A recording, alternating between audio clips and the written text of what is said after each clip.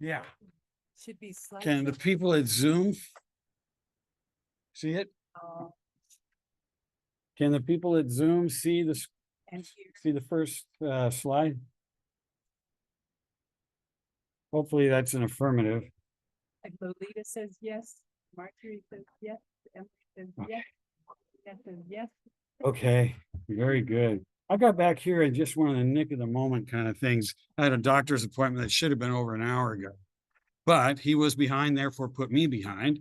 And therefore my stress level is up in the short run. And that's what we're going to talk about today is stress. And you're just mastered it. I mastered it. I ran the 100 in 2 seconds. I literally flew up those stairs. It was crazy. You didn't know you could do that. I didn't know I could do it. I didn't know there was anybody. I flew right by. There was somebody who stopped and just, as I blew right by her. Okay, there you go. Wow. Okay. Okay. So I know we have been talking about stress. Now, what I'm going to focus on is a little different today because memory becomes a part of it. And even though we're not in the month of June, we're not even in the month of May yet, but we will be by the end of the week. June is National Memory Month. It's like, who keeps track of that? Turn it up.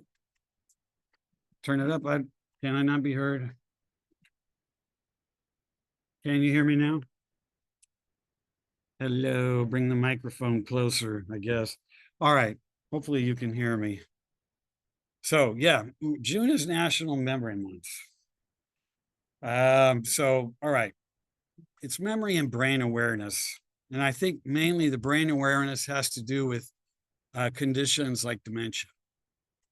And actually what I'm talking about has a connection to dementia. I'll explain. All right, yeah, we're gonna jump in before we forget. What was I just saying? Oh my goodness. Like I was saying though, I was getting into the fight or flight on the way over here. I literally ran out of the doctor's office, got in the elevator, unfortunately, which stopped at every freaking floor. And that actually made my blood pressure go up even higher.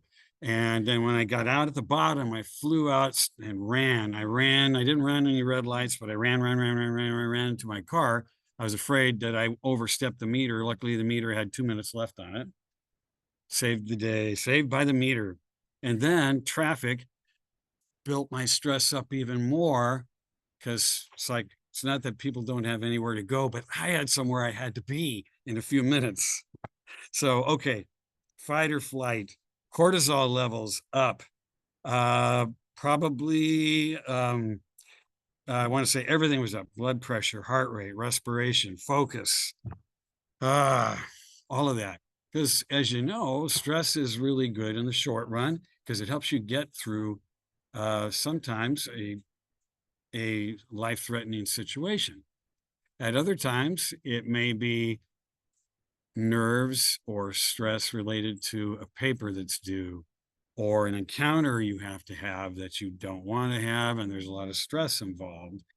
You're still using that same mechanism, and cortisol is still released, and so are the other substances, neurotransmitters that actually work to raising the heart rate and getting your entire system in alert, basically. All right. Okay. Where's the little advance button here? Or am I going to be using the arrows? I don't know. It's not advancing. Okay, what did I do now? Sorry, folks. I'm looking for Reduce your screen. okay, how do I do that? This little thingamajig here. Small active speaker video. Show thumbnail video. I haven't a clue. There should be on the bottom, there should be something there for me to activate and move the thing forward.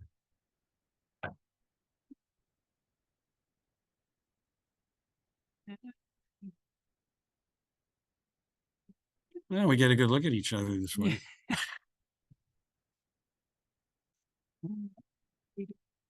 What happened? What happened here? How come it's not advancing? Okay, technical difficulties. Okay, does this increase my stress? Yeah, it does. It raises that stress level. I'm releasing cortisol all day today. If somebody were to come and draw my blood, measure the cortisol level, it would be abnormally high right now.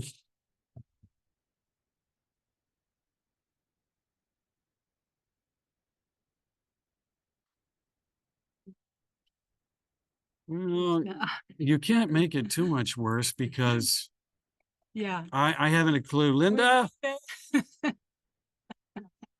I can make it worse. Linda, can you figure out what happened here? So, oh, there we go. Now, I don't know what you did. You did it. Okay, sorry, we got it. No, Linda. Thank you. Touching up buttons. I don't have the magic touch today, but Leanne does. So, now I just have to find my mouse. Now let's move forward. Okay, memory. And memory is linked to a lot of different areas of the brain. And memory has so many facets to it. It's something that really I think we take for granted.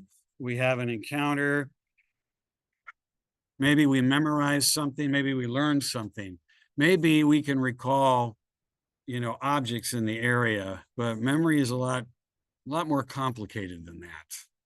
Because memory involves everything from emotions, and as we're going to find, there's a tiny structure in the brain called the amygdala. That's what we call the emotional brain. But that is also where emotional memories begin. There's physical sensations that contribute to memory. Your environment, you go back into it, and all of a sudden it triggers a memory. Like a prompt, basically. Oh, yes, I've been here before. I've done that. Oh, I remember when I was here last. So it's part of what you experience. Maybe it's recent past, maybe it's distant past. But memory doesn't work like a picture in your head and that's it. There's no change because I think, or our brain constantly reconstructs it. So will we have exactly the same picture of what happened later on? Probably not. Maybe most of it. You probably, though, won't have all of it. And your brain will have a way of reconstructing that in such a way that it's like it's like somebody who's been told to tell the truth and he gives a story and then the person who's asking for the truth says, is that the truth? And the guy who's supposed to be giving it says, I think that's the truth. I think I'm telling the truth. So it's constantly reconstructed. And yes, it does operate on many levels, bringing together the past, distant past, with the present. Because if you're in a place and you get prompted, my God, I played football here for 4 years. And you recall that, but here you are now, and you're trying to relive something in a place that's probably changed quite a bit. You've changed, the environment's changed, and you're trying to maybe reconcile or bring those two things together to make the memory even more meaningful. So you have this thing called conscious awareness. And you can see the arrows, it's like a concept map. So this is how working memory works. This is how it goes. It includes sight. It includes not just hearing, but also what's going on in your head, the inner voice. And then there's the long-term memory component.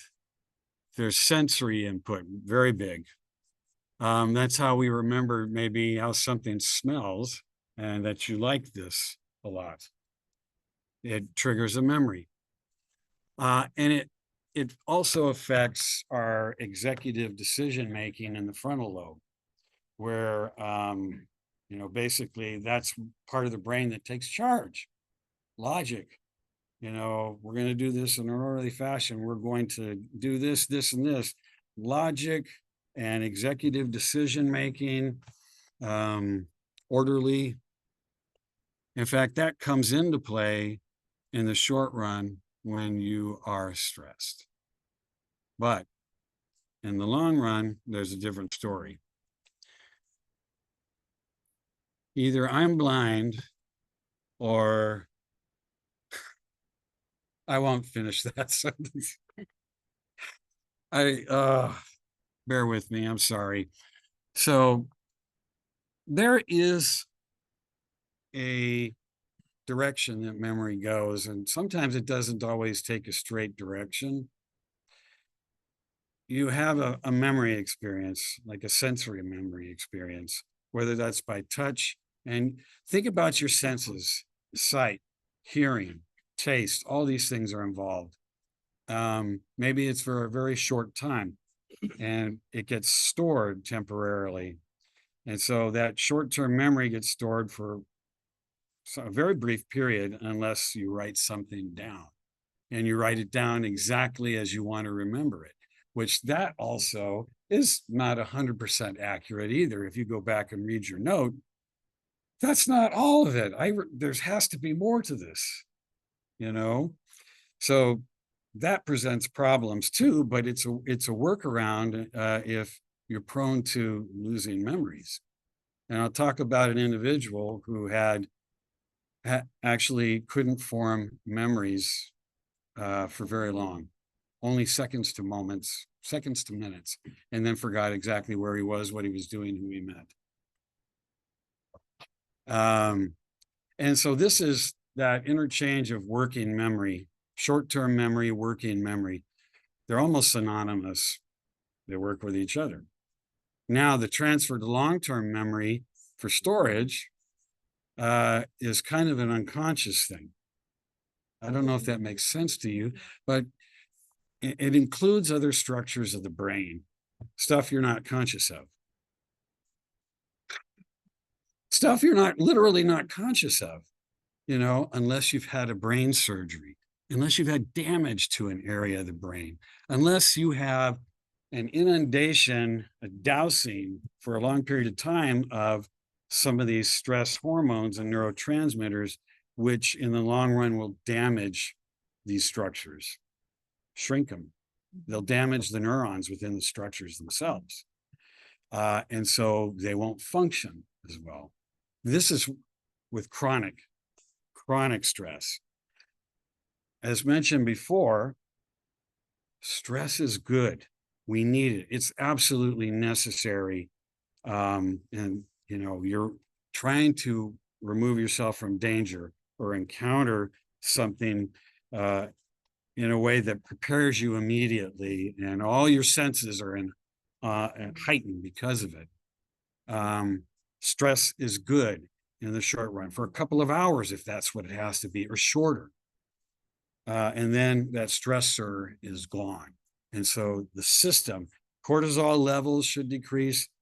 Epinephrine, norepinephrine should decrease within the system. A restoration of other neurotransmitters that come and bring things back to balance. So, but in long-term memory that's retained unconsciously, there are a couple different kinds of memories. There's a procedural memory bank, if you want to call it that, how something's done. Can you remember the steps? Can you remember how to put this back together again?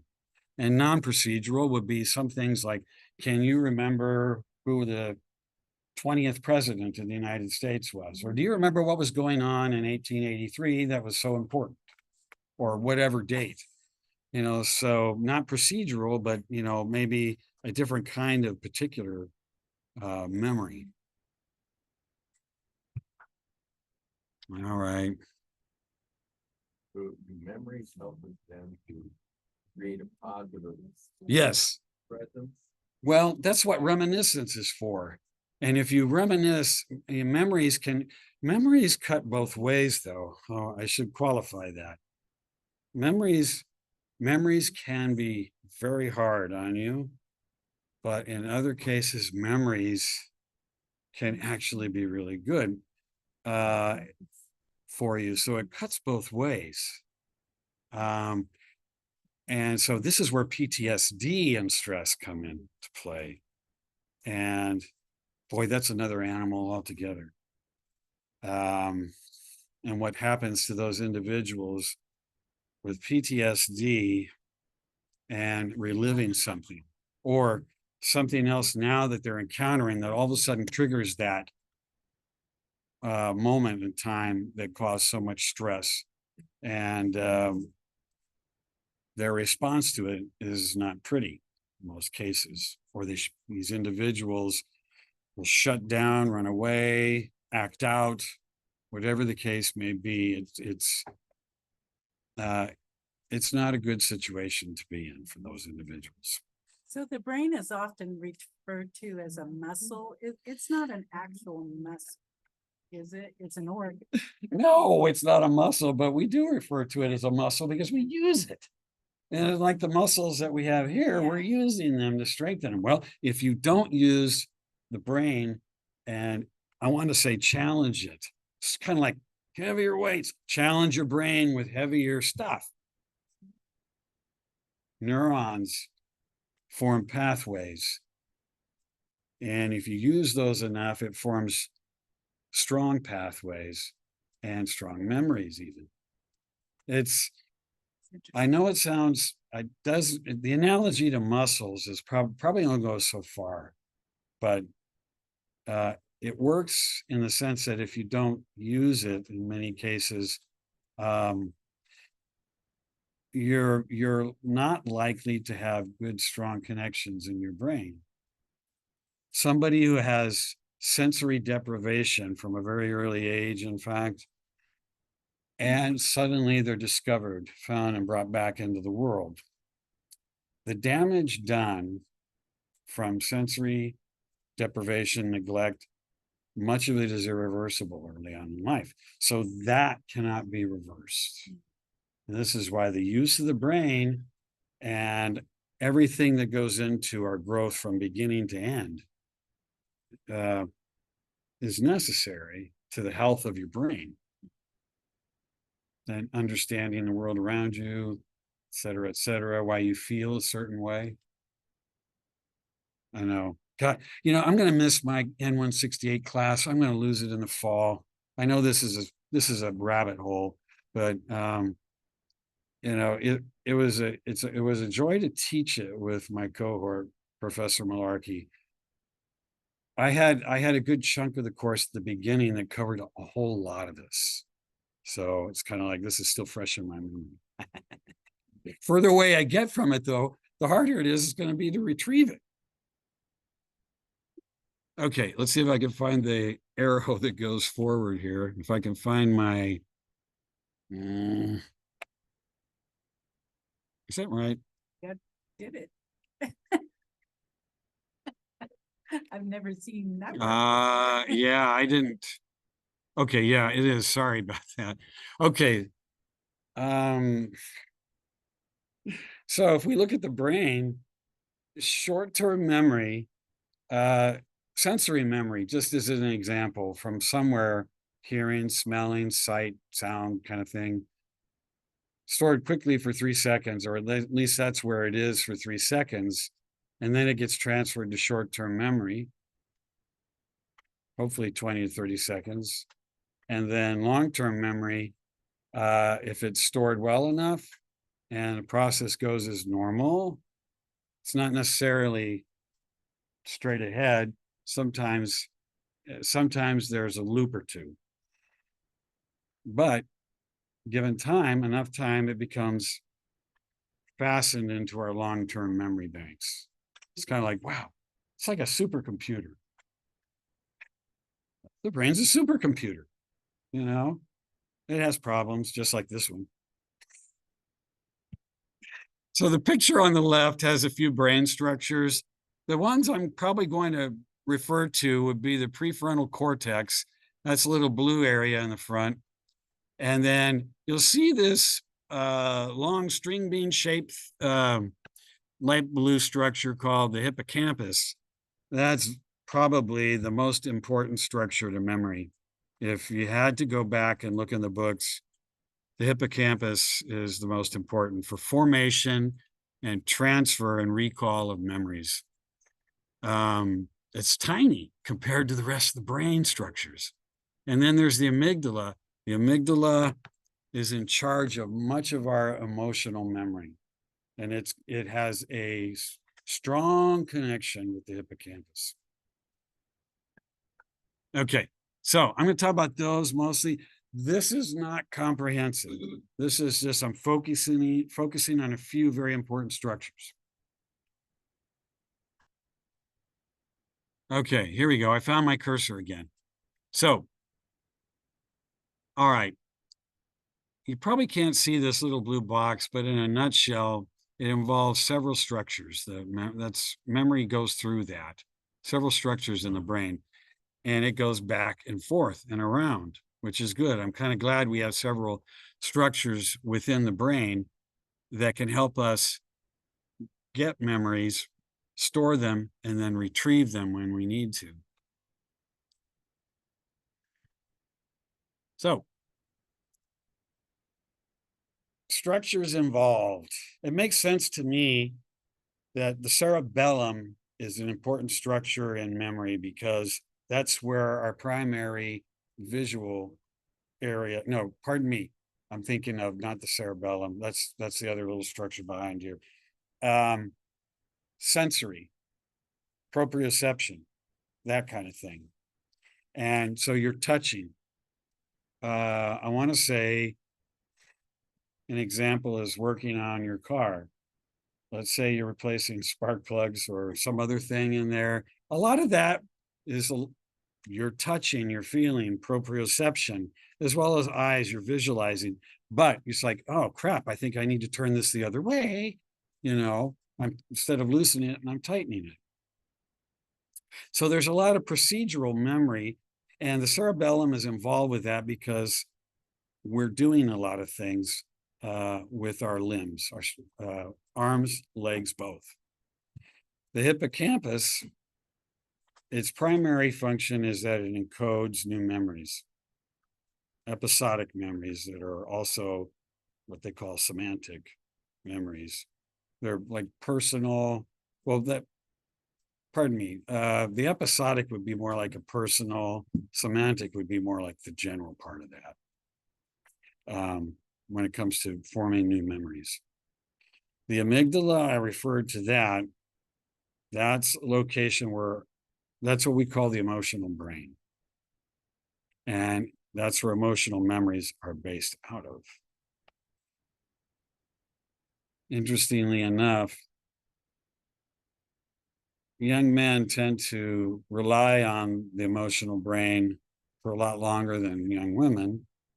They start to engage their frontal cortex earlier than young men. Interesting. So the cortex, the neocortex, is where maybe specific memories like facts, events, that kind of thing.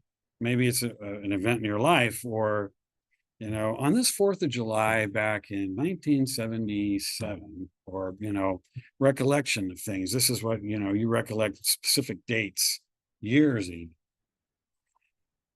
And they're calling this declarative memory. Now, the prefrontal area is where consolidation of memory occurs. And I want to say creativity also is there.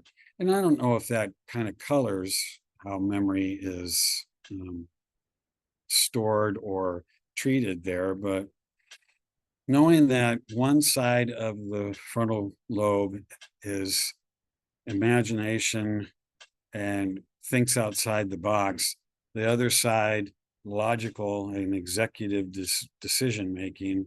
So it kind of makes sense that there's a mixture of that when it comes to working with and analyzing memories, consolidating memories, and maybe I want to remember this, but I don't want to remember that if I can help it. So I think it's, that kind of thing. All right. I think in a nutshell, I gave it away that stress gets in the way of how we acquire and store memory. And basically what happens is, what is it? It's the HPA cycle. Hypothalamus pituitary adrenal gland. That sets into motion our adrenaline, noradrenaline, or epinephrine, norepinephrine release and use. By the way, that's also not good to have constantly running through your body any more than cortisol. Oh, the neurotransmitters, epinephrine, norepinephrine, they work together with cortisol in stressful situations. The trouble is, if your brain is constantly bombarded with these substances, it begins to set pathways that, unfortunately, there's a toxicity involved when it comes to cortisol and certain structures of the brain if it's a constant bombardment. And what it does is it starts to degrade and destroy neurons, and that shrinks the structures. And that goes through the amygdala and other parts of the brain involved. And there's a connection between cortisol and the dementia we know as Alzheimer's later on. This is why stress is the thing you need to get under control. So you're not constantly, bombarded by these substances. Because if you are, then those areas of the brain are not getting used for other things, and other pathways like dopamine and serotonin and other neurotransmitters, hormones that are necessary to make contact with all parts of the brain, that's not happening. They're being overridden by this track. And in effect, it influences your cognitive function, which includes learning and memory, concentration, remembering information. In stressful situations, some people respond different. And I want to say the cortisol effect on individuals is not universal to everyone. Everyone is an individual. Their body is a little different in how they handle the chemistry. There's situations that are different when it comes to stress. Environments, internal environment and external environment. So this is not universal. Oh my God, I'm going to secrete all this cortisol. My brain's going to die. No. This happens in some cases. And that's why we want to prevent that as much as possible. Because again, every situation is different. Every individual is different. You can see people who are under stress, but you wouldn't know it. There's something internal going on, and they're able to control it. And I sometimes will ask these individuals, "What's your secret?" And it's kind of like asking a very old individual the secret to immortality or to a very long life. I mean, it's the same kind of thing. And it's like, well, it's this, and this, which you already knew. But we do need stress. We do need cortisol because it's a part of that. We do need adrenaline and noradrenaline, or epinephrine and norepinephrine. We need those in the short run. We really do. Because it's necessary for some things to be tuned up and others to be, I want to say, tuned down during fight or flight. But that's short-lived. All right. Now the DSM-5, I don't know how many of you are familiar, oh my gosh. What's that? Statistical. Yes, thank you very much. It's just a long, and this is the 5th edition, which I think was put out in 2020, maybe 2021. My cohort, Dave, I told him, I said, you got to get a different hobby. He's collected every DSM-5 from, or every DSM manual from the very beginning to the current one. And when I had his class for the last lecture, I told him, I said, I said, Professor Malarkey's got to find another hobby, man. These books are like this, except for the first ones that are like this. So, but no, yeah, all in fun. Yeah, he's a great guy. But it's the Bible of psychological disorders. They include PTSD, complex PTSD, trauma. These are just a couple of examples, but stress is a part of each one of those. So, and we all know that traumatic incidents or traumatic experiences will cause stress, whether it's delayed or immediate. A lot of times it's delayed and they have a response to something. All right, like I am right now. Where's my cursor? There we go. All right. Now there's the sympathetic control that's involved in fight or flight. I want to use that term a lot, fight or flight. Because whether we know it or not, it happens just about every time we get into a stressful situation, whether our life is threatened or not. Like me watching the time and waiting for this unit assistant to get in and finish up the appointment. And I'm looking at my clock. I go, I got to get out of here. I got to get out of here. I've got 20 minutes. I got to get out of here. And so, well, you're not checked out yet. I said, well, you're going to have to do it without me. And I burst out of there and I was under stress. I thought, okay, can I get back here in 20 minutes? Turns out I was able to do it. In spite of all the obstacles. And I ran. My heart rate was, I could feel my heart pounding like it was going to come through my chest, to get back to my car. Hopefully didn't see a ticket on it, which I didn't, thank God. And got back here in time. I thought, okay, stress. I'm ready to talk about stress. So yes, I mean, the 3 structures are simplified here. The prefrontal cortex is where a lot of our logic, thinking, and evaluation occurs. Very important.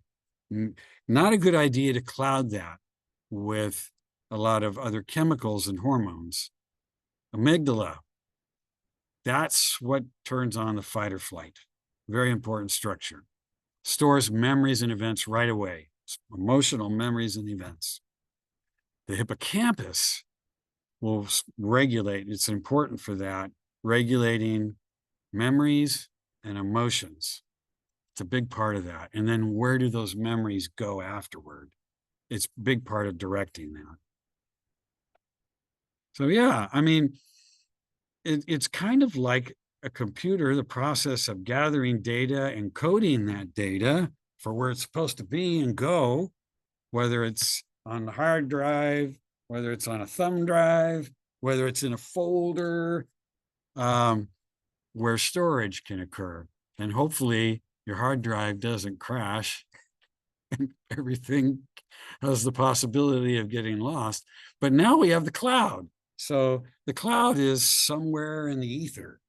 It's like, well, we have it stored up here somewhere. It's in the cloud. It's somewhere in the cloud, which has always mystified me. And it doesn't mean literal cloud, of course, I know that, but it's kind of like, well, where does it go? I know in my brain, at least it's going to be somewhere in the confines here. So the cloud is a little bit mystifying to me. because I'm not really a techie person or a computer geek, even though I took computer science in college. All right, what happened to my, oh, I did it again. Okay. It's- That's a new method. When you can't get what you want, bang the mouse. So. So, all right. Here's what it looks like. If you get an acute stressful situation, all right, boom. Cortisol, the hormone is released. Okay. Natural product of a stressful situation. All right. It does have a negative effect on retrieval of memory.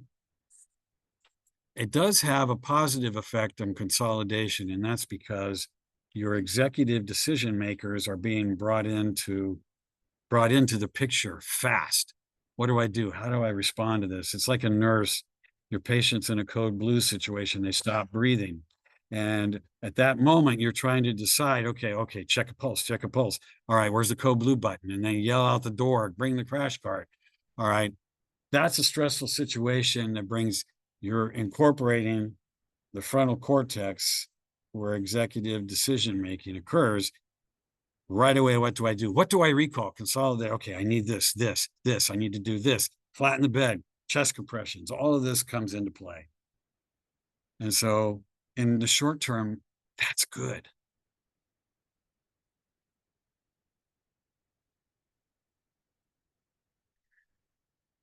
Now, there are different forms of memory. And as I did a little bit of research on this, the names have changed for these types of memory. Declarative is a kind of an explicit memory, and it usually is a type of something long term. You're recalling something, facts, figures, events, maybe specific individuals. Okay. And that is divided once again and into semantic, which is maybe general knowledge about topic or facts about a topic, versus episodic, which might be a specific event. It's like, who's going to remember that? Well,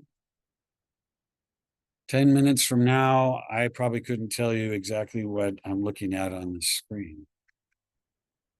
That's how my brain works. So that's declarative memory. Non-declarative is implicit. That's another term for it.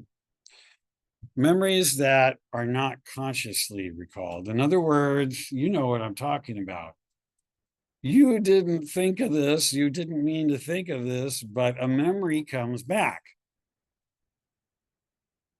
Something happens and it all of a sudden brings a memory. You didn't consciously try to retrieve it, but it's there. And I thought, okay, non-declarative. That happens a lot to me. So it includes things like procedural skills, habits, riding a bicycle, how to operate a car, how to change spark plugs in your car, how to change a tire. Or habits that you do, get up, the route to get from the bedroom to the kitchen without making noise. You know exactly the order of things you're going to do.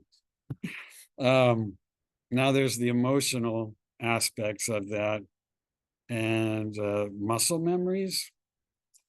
So both of those are essential for functioning in daily life.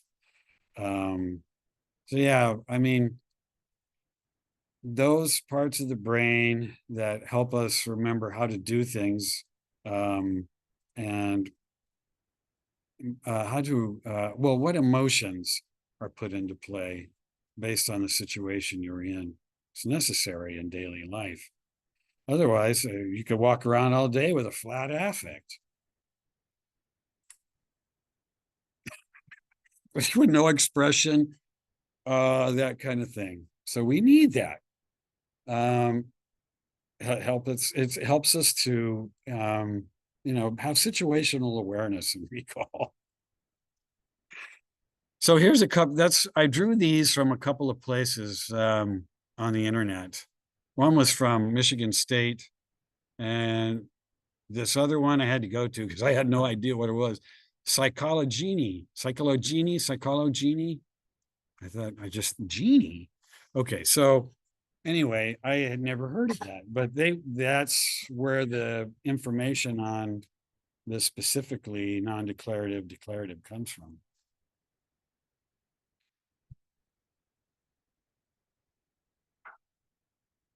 Yeah, I'm showing you pictures of the brain over and over and over again, so you'll be thinking about it later on.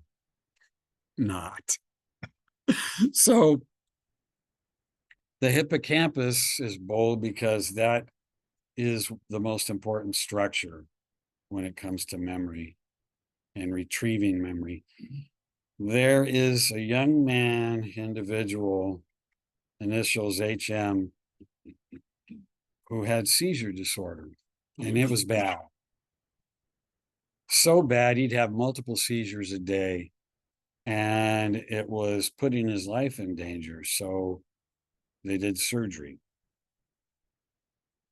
Now, after the surgery, success, no more seizures.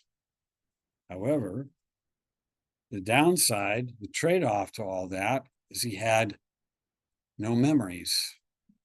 He could form them and store them for just moments to a few minutes, and they were gone.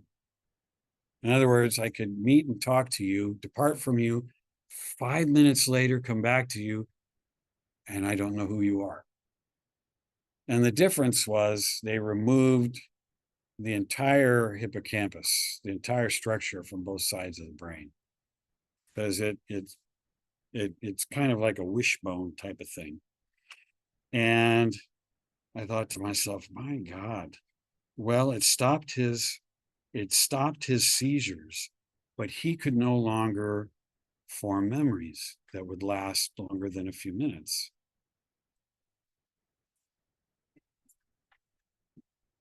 Well, it made me think of 50 First Dates, or the movie it came out in 2000, I think it was called Memento. And this guy had to constantly write Post-it notes because his memories didn't last very long. And he was trying to solve what was going on in his life, who he was, where did he, so they're Post-it notes all over the place. And he's, making notes to himself while he can. Because so he could go back and look at it if he needs to retrieve it, like a memory outside the brain. I thought, oh, this messes with your brain. But so the fact that these substances have such a deleterious impact on, the hippocampus, the prefrontal cortex, the amygdala is a bit alarming. I've not met somebody who is in continual PTSD or fight or flight mode, but I know they exist, and sometimes they land in the hospital. They're in a constant state of panic, constant state of fight or flight, constant state of this PTSD cycle. That's like a continual loop. That, in effect, they have found that those structures that are so important to memory shrink. They shrink. If allowed to continue without breaks, they shrink. And the number of neurons is so important. And the health of neurons in those areas of the brain, very important. And if something destroys the neurons, and by destruction, those structures begin to shrink. That's how it literally happens.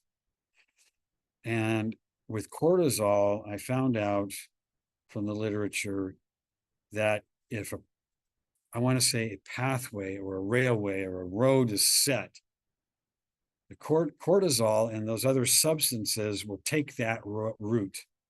And if that route is set, then it's an automatic route of destruction, continual. And so I thought the thought of that also, the thought of that also put me into a minor panic, thinking, okay, look at your own life. How do you deal with stress? How much stress do you have in your own life right now? What kind of an effect does it have on your brain, or has it had already? And I thought to myself, okay, what do I need to do? Which we'll get to.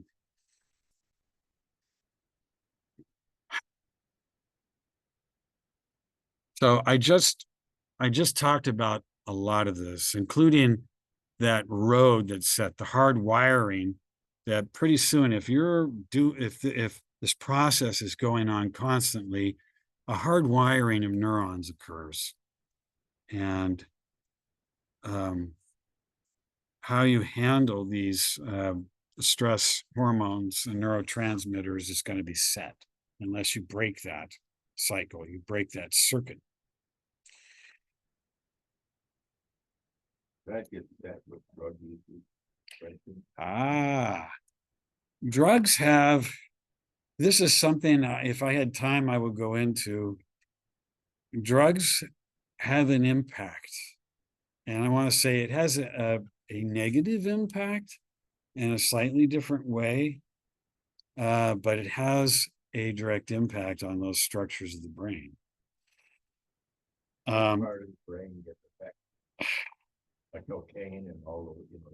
Oh God, I mean,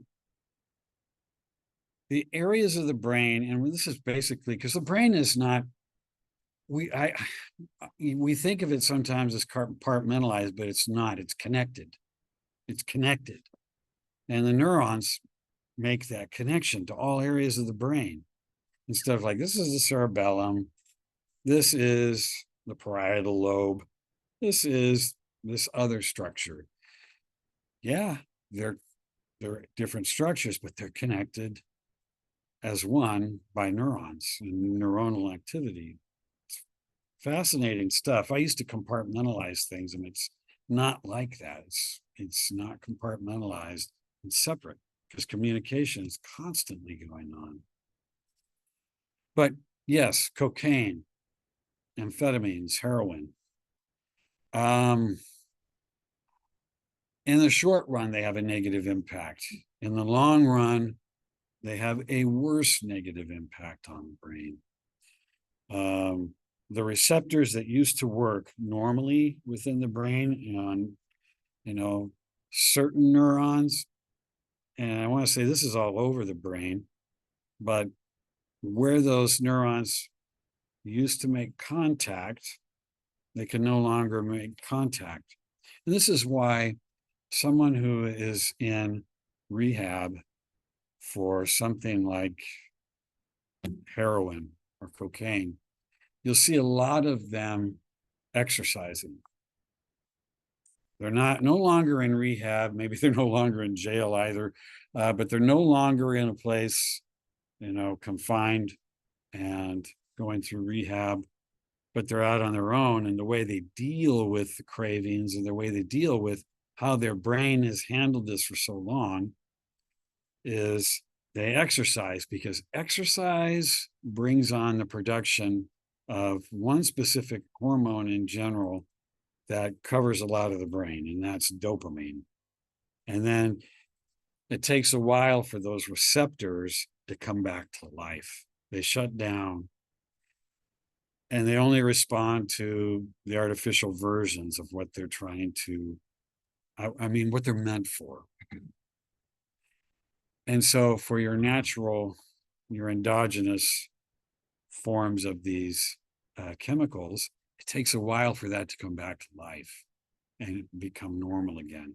And it may not completely become normal ever again. Depends on how bad and how long you were using drugs. And it takes,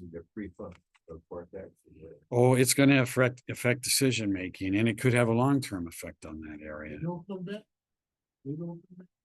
It'll come back, but it depends, individuals who say have been drinking a very long time, they have, an alcoholic brain, maybe a wet brain, it's maybe sometimes referred to. their brain's not the same if they've been drinking for a very long time.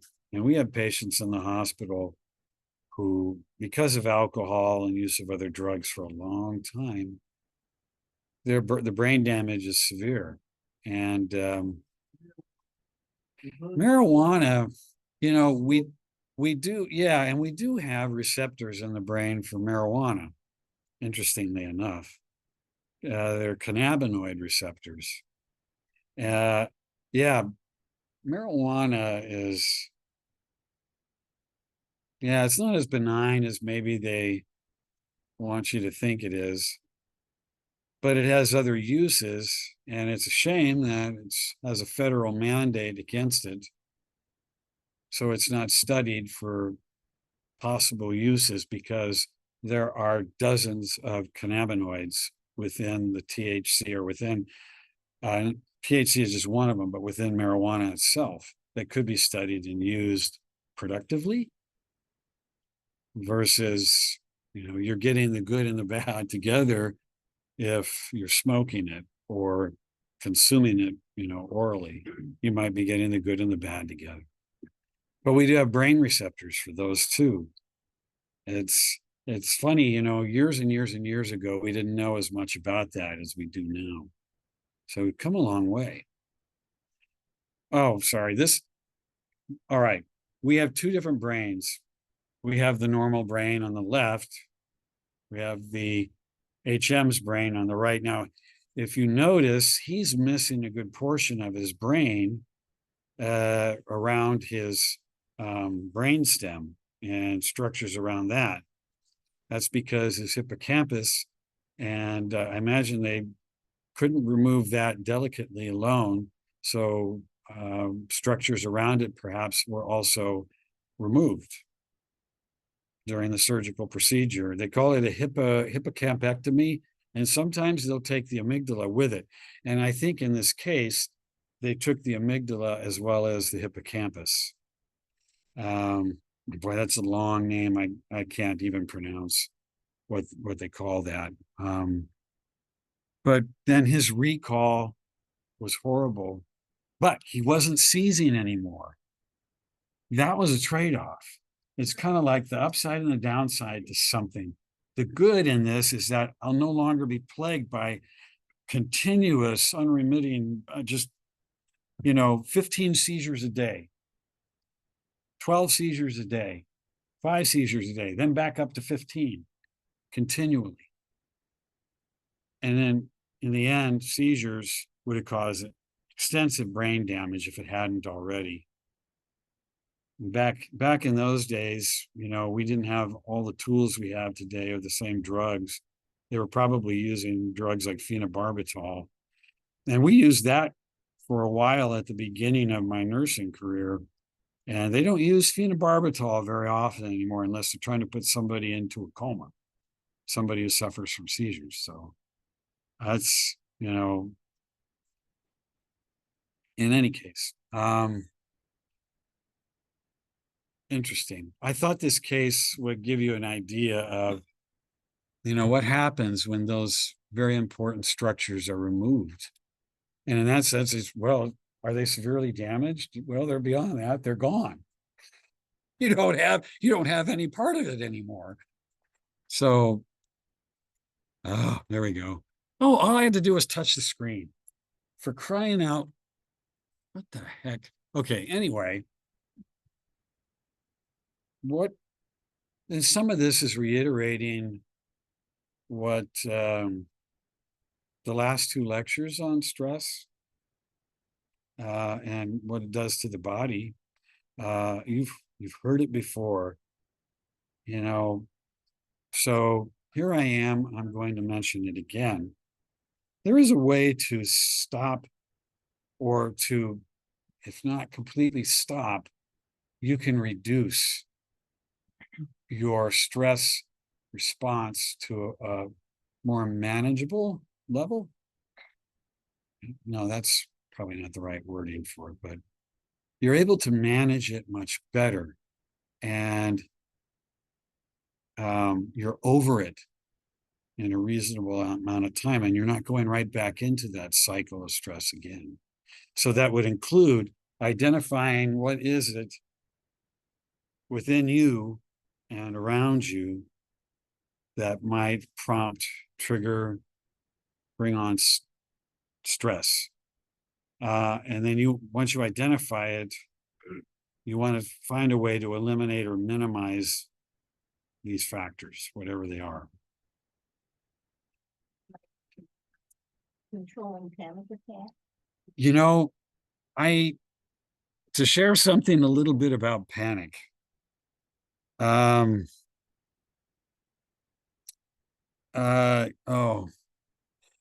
Once, I had a panic attack driving home from Southern California by myself. I was on the freeway all day, and I had nobody to relieve me driving, so I had to pull over, stop when I needed to, try to sleep. And I didn't make it home to Sacramento, even though I had the whole day to do it. I stopped so much because I think I was going into panic of having to drive. Driving on the freeway has always been stressful for me, but driving 2 or 3 hours in a block, it's about the maximum. And then somebody needs to relieve me when everybody is going 100 miles an hour by me and I'm going 75 on, say, I-5. And they're blowing by you, and that doesn't make stress any better. Well, I went into a full-blown panic attack as I got near Stockton on I-5. Chest pain, headache, chest pain, feeling like I couldn't catch my breath. It's like, geez, this is everything associated with panic, everything. Pulled over, got a hotel. Immediately got on the phone, called my wife, said, hey, I'll be home early in the morning. I can't drive another 40, 50 miles home. I said, I can't do it. I'll see you in the morning. It was better in the morning, but stress was still there. When I returned to work, the next day that I returned to work, I got on the freeway and I had this feeling of doom.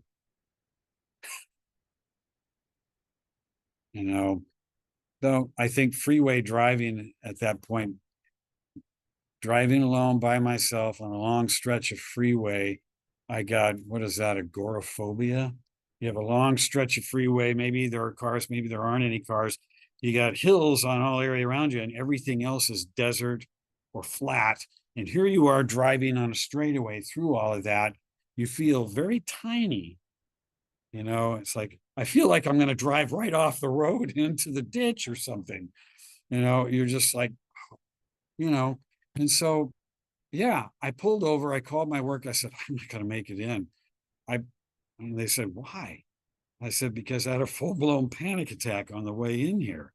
Well, we already have you scheduled in this and have your assignment made. I said, well, you're going to have to reassign it because I'm not going to be able to make that drive in. So my wife, I had to call her early in the morning. I said, can you pick me up and then take me to the doctor's office? I made an appointment. And that's when I got acquainted with a short-term benzodiazepine called lorazepam. Very useful. Very useful when, well, it's got a short half-life, and that's why I think they use it a lot. Well, they call it a short half-life because it gets into your system, does what it's supposed to do, and then it's out. In other words, it's processed quickly out of your system, metabolized and processed out. And instead of using something like Valium will stay in your system longer. So will Xanax, for that matter. Lorazepam, shorter acting. And so, of course, as a nurse, I knew exactly what this was and what it was for. And yeah. So it was then I took up some strategies. I would do self-talk as I'm getting into the car, driving, self-talk. Okay, all right. I found routes and ways to get to work that maybe didn't include so much freeway.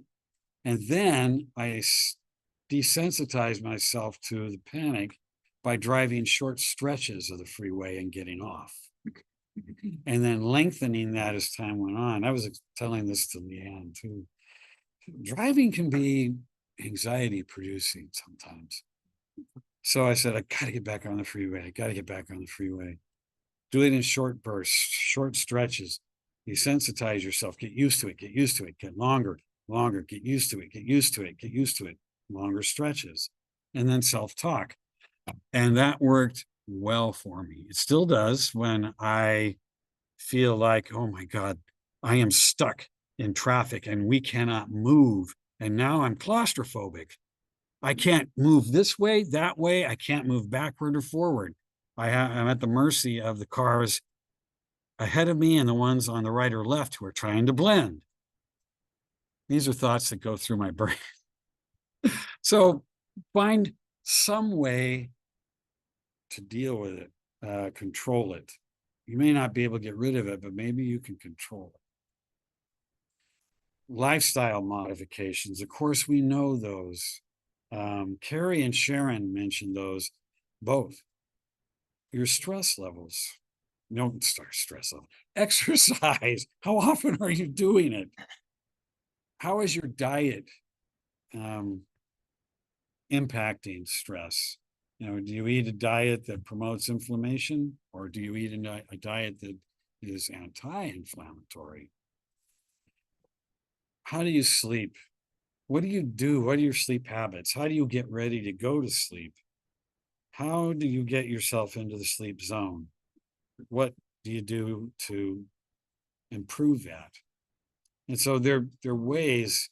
I know sleep, you need plenty of it. How do I do that when I don't get very much sleep? You figure out how much sleep you need, and then you do what's necessary in the way of preparing yourself to sleep through the night, whatever that looks like.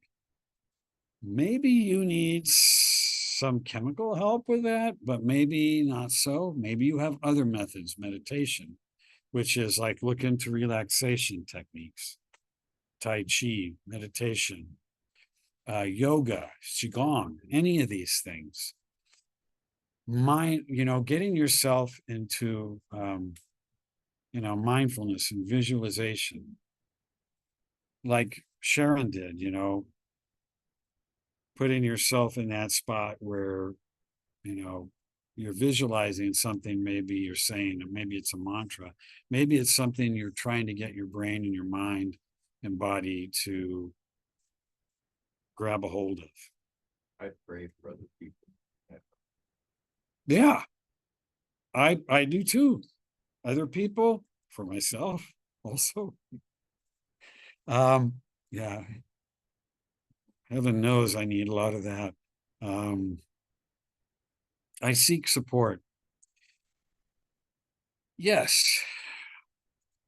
I've oftentimes sought psychological help, therapy, to the point where now I have a psychiatrist for some things, but he keeps pushing me to continue with psychotherapy for some of the things that get in the way of shutting my brain off at night. My biggest complaint: how do I get my mind to shut down? I'm trying different methods so that it allows me to sleep better. I'm not rehashing and rolling, the things of the day back and forth, in my mind. And while you're doing that, you're not preparing for sleep. You're doing just the opposite. And so my doc says, look, you have to use these other strategies. He gave me put me onto a couple of apps, and, I use them. The Daily Calm is wonderful. There are a couple others. It helps. It helps. I can tell you that therapy helps. The talking remedy, the bouncing of ideas, the thoughts, of someone else seeing something from from outside of you. About a searching. Yes. Well, you know what? I'll tell you what, it takes that to make change. How do you make real change? You have to assert that. You have to put it into action. And that takes okay, I'm going to overcome this. And this is how I'm going to do it. Here it goes. And I'm going to do this every day. Sometimes it's a fight. Sometimes I realize I didn't do this. I'm going to get right on it right away. It's an active state. It's an action you have to take. Like these changes here, you have to put those into action. A positive mindset, and I know Sharon talked about that too. So I'm just echoing. Sharon and Carrie both talked about the mindset. It makes a difference. My wife is constantly trying to be my conscience. And she's good at it. She says that is a rotten mindset, Rob. You got to get out of that. She says that's so negative. You have got to start seeing this from another point of view, or replace it, because you don't have to approach it like that. You don't have to call it that. You don't have to think about it this way. You can say it is what it is and I can't change it. Right. There, move on from there. It's like, no, I don't need to go to therapy. I think after 35 years of marriage, she kind of reads me like a book. But she says, yeah, it's funny when I brought that up. She says, well, I don't want to remain in the same chapter. Like, okay, so am I that bad? Am I a book remaining on the same chapter and that's all you see? Yeah, you got to move on. You got to move on, get out of that and go forward, move forward. So anyway, questions, thoughts, ideas, experiences. How do you deal with stress in your life? Do you have constant stress? How do you deal with it? Do you have any suggestions? Because I'll tell you what, I'm open-minded to stuff like that. Because if something sounds good, I like to try to implement it. If it works, I tell others too. It's kind of like hey man, this works. Try it. It works.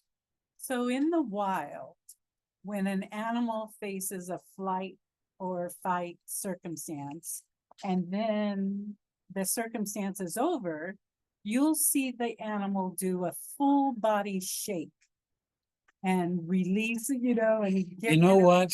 I've seen people do something similar to that. Leanna's saying, like a wild animal that gets out of a predicament, they will shake, kind of like shaking something off in a way.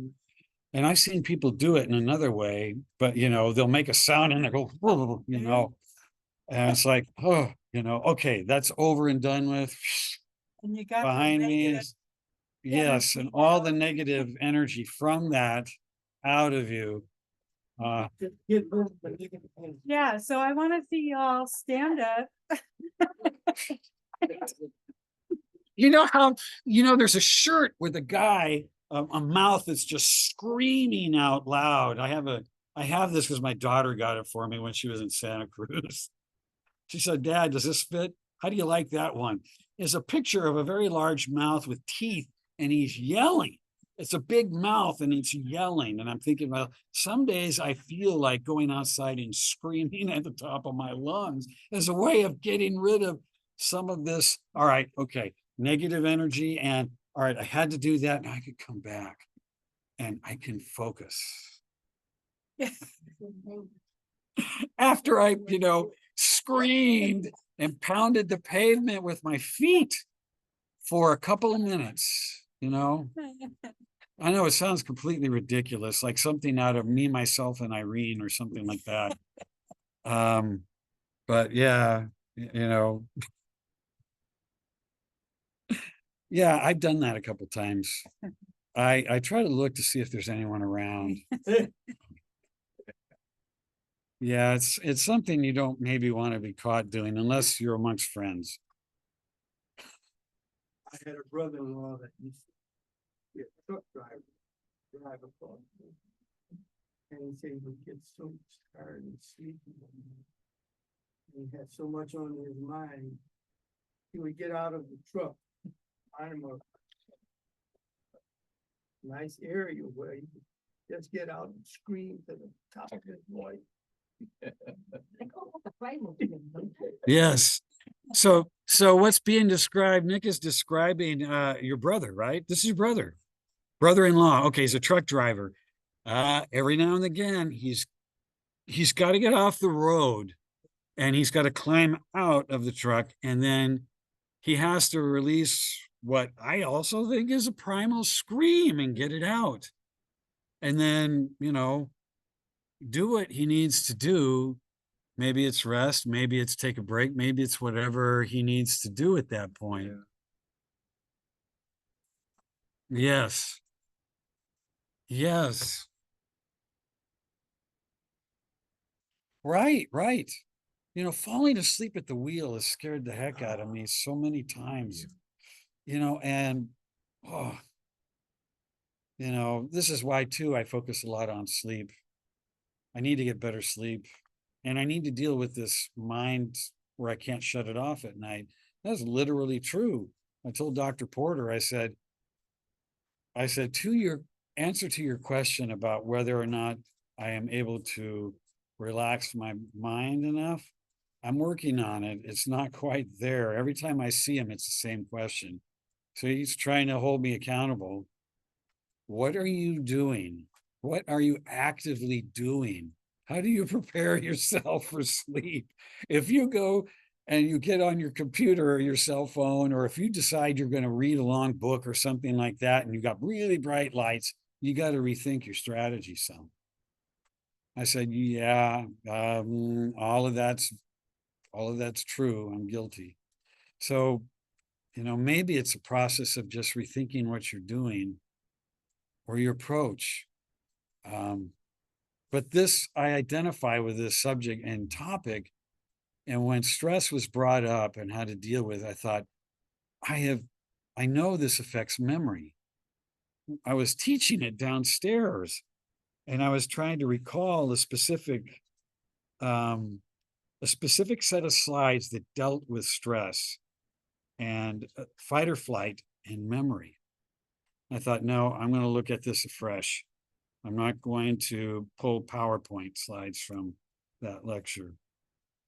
I'm going to look at this afresh because there's more to it. And so this was a good